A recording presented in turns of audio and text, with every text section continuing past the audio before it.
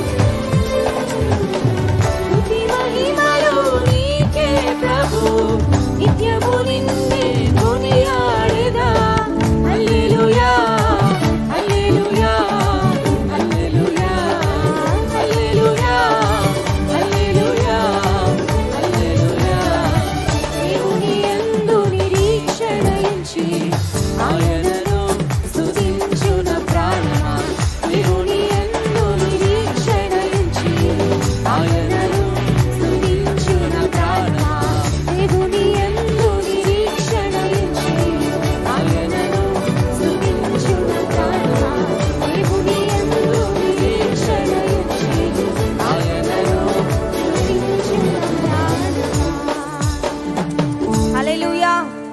మనుషుల మీద నిరీక్షణ పెట్టుకుంటే ఒకరోజు కృంగిపోతామేమో, ఎందుకంటే నిరీక్షణ ఫలించకపోతే హృదయం అంతా నిరుత్సాహంతో నిండిపోద్ది అని దేవుడు వాగ్దానం చేస్తున్నాడు. నీ ఆశ భంగము కానేరదు. Your hope will not be cut of.